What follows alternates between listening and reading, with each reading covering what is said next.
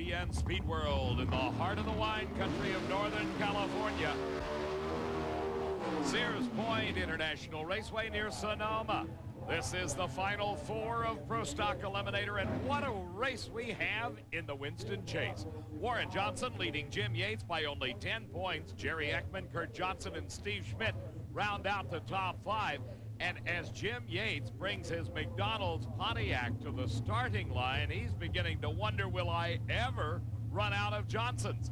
This time he gets to tangle with Kurt in a race that Yogi Berra might have referred to as deja vu all over again. 1 week ago, these two met at the starting line in Denver, and Kurt Johnson won his first race of the '95 season.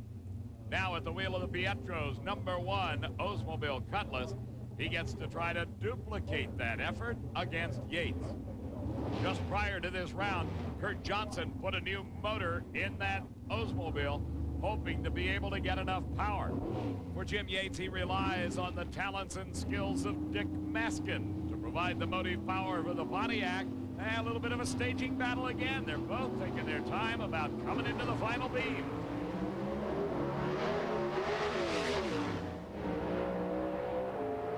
And Kurt Johnson has to shut it down. Jim's wife, Tony, celebrates a fine 718, and it is a hot day here. It really affects these normally aspirated gasoline-burning cars. These cars only use two 4-barrel carburetors on a 500 cubic inch engine. They make about 1,200 horsepower plus. But no way you could put it all to the ground today, because this racetrack, due to the direct sunlight and the extreme heat, is quite slippery. But Jim Yates has slipped his way into the finals here at Sonoma. Tell me, is revenge as sweet as they say it is? I'll tell you, it's sweet as it can be.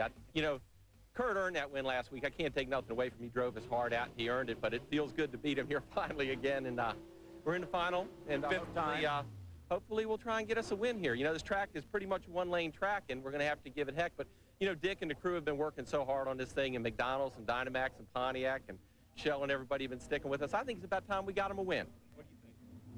Jim Yates talking about the one-lane racetrack. He obviously is referring to holding lane choice so he can select the lane that's currently occupied by Warren Johnson in the GM Performance Parts Oldsmobile in his challenge to Steve Schmidt, wheeling the Dyna-Gear Cutlass.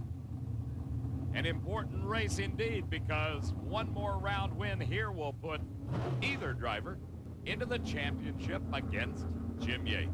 Greg Anderson, the crew chief for Warren Johnson, signaling where the starting line is. The pre-stage beam, which lights the top bulb on the tree, is about 6 to 8 inches away from the actual starting line itself for this quarter-mile racing surface. When you're in that beam, you light the second light.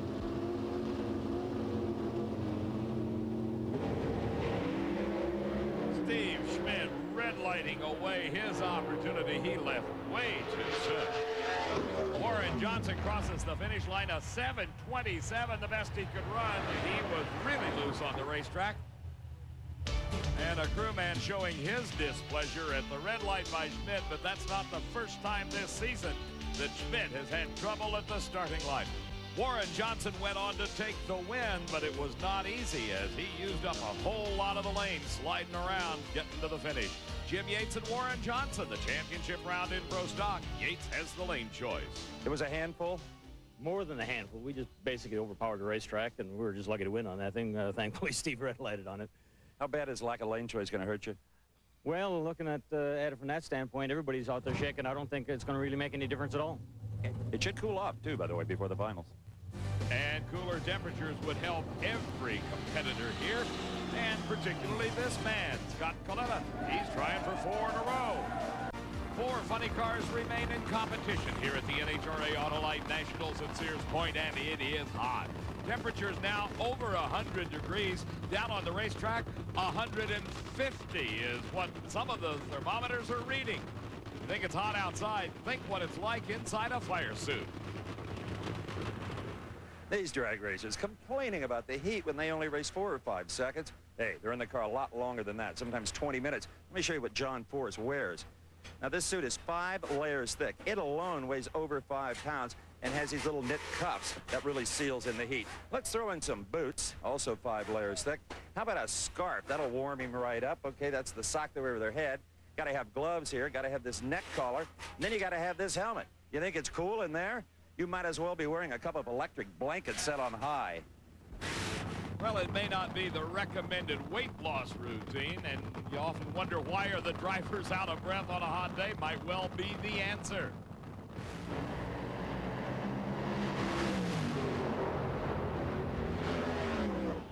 Well, John Force had the answer as he was put in that right-hand lane. Etchels had the lane choice, and it did not matter. A 5:46. Now, that's not the kind of time that Force had expected, but neither was the 5:62 by Chuck Etchels what he might have hoped for out of the Kendall Dodge. Remember, back in round number 1, John Force, the number 1 qualifier, had the lane choice and ran that far lane to experiment to see what it was like if he had to run it in competition. Maybe that philosophy paid off for him here. He's in the finals. Well, John, at 5:46, maybe that's all she'll hold, huh? I just have to keep stepping off the gas. I didn't see Etchels. I tried to roll deep on him, and he caught me on the line. And I don't know who left first, but went out there, did the same thing. Trucked pretty good down through there, and got to step off the gas. I'm afraid of losing the race. Get a little closer. I hate telling me Pat's still in here, so maybe we'll get a shot at that Castrol 200. John's still looking for that 200th win for his sponsor, Castrol. All right, next pair, Al Hoffman, the world's fastest funny car, against Dean Scusa. Scusa wheeling the Matco Tools Quick Shine 99 Pontiac. Part of a family operation. That's his dad, Don. Dean behind the wheel. Tommy Anderson and Helen Hoffman. Anderson holding up the body while Helen, Al's wife, makes a final adjustment. Under the car, the Western Auto Slick 50 car, with a lot of help from their friends at Blower Drive Service, have propelled Al Hoffman this season to 2 times over 306 miles an hour. Don't look for it here, though. We watch Al go through his procedures in staging.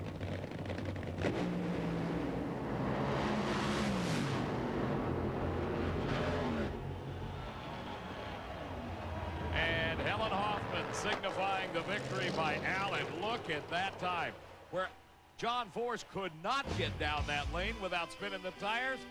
Al Hoffman threaded the needle to a great 5:23. Look at Dean Scusa.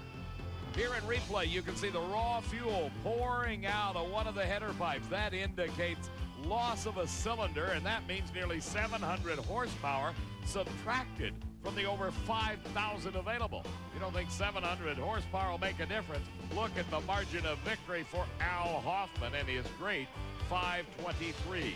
So we have a final round. Al Hoffman and John Force.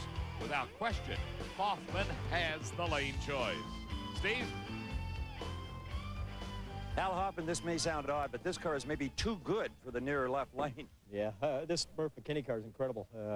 We can't get down the left lane because the car's too good, but the right lane, it's going down through there. It's running good. This Pontiac's really sticking great today, and we're happy for Slick 50, Western Auto, and all our sponsors. Back in the staging lanes, this is Scott Coletta getting ready for his Final Four meeting with Mike Dunn. I don't mean to keep whipping on the same horse, but it's hot here at Sears Point Raceway and the Autolite Nationals as we get ready for the semifinal round of Top Fuel Eliminator. Corey McLenithan in the McDonald's dragster against Pat Austin in the Castrol Syntec machine. 137 degrees track temperature. Earlier, Steve took a look at what can be done. NHRA's legendary starter for 30 years, Buster Couch, is retired to air-conditioned comfort in the control room. Rick Stewart, former Top Fuel racer, the new official starter. This track is a challenge in this heat. Yes, sir. 135 degrees track temperature. Just keep the rubber off of it. Put powdered rosin on it to help take the temperature down, and just keep a real close eye on it. We're scraping almost every 8 or 10 cars down the racetrack. Big umbrella wouldn't hurt. Yes, sir. A great big umbrella. Big one. One that would cover up me, too. Everybody's been looking for the cloud cover, but not to be today. So it's Pat Austin and Corey Mack.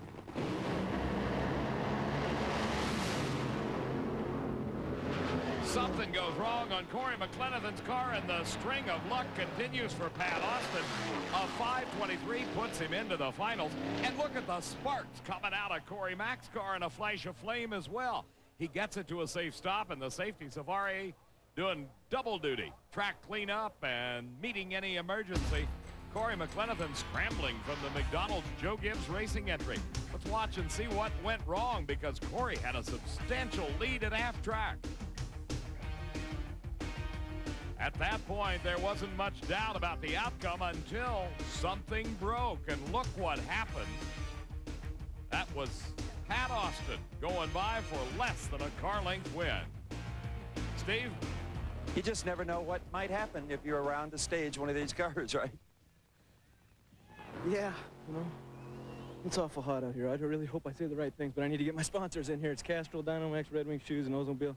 Haven't got much plug for them, but this is a tough conditions out here. I feel like I dropped cylinders for the first 300, 400 feet, and then it took off, and I about ready to step off it because he was pulling away pretty good, and then all of a sudden I saw pieces flying. I said, hey, might get him. We ate that Big Mac. Good line. So Pat Austin, the first of our finalists in Top Fuel Eliminator. He will meet in the championship round one of these two drivers. The sun beats down on this racetrack. Mike Dunn hopes that Frank Bradley continues to work his wizardry, which has led to a couple of good, solid 490 runs. Looking for the consistency regardless of track conditions. Jerry Gwynn, Darrell's dad. Darrell, of course, the owner of this team. The opponent, well, you want consistency. You can't find anybody better than Dick LaHaye, the crew chief for Scott Coletta. The American International Airways car currently leading the Winston points chase, and you can only do that by winning rounds of racing.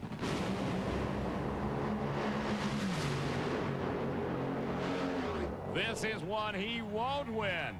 As look at the celebration on the starting line. There it is again. 493 at 297. Mike Dunn into the finals, aiming for his second win of the season. At the starting line, it was nearly identical reaction times. Very little difference between the two drivers as they responded to the Christmas tree. As they made their way down track, though, the wisp of smoke that came off the rear tires on the Coletta-driven machine was just enough to slow him and allow Mike Dunn to thunder on for the win. At the far end, as he takes off his helmet, Steve's there. Considering you didn't have lane choice, that was a whale of an effort.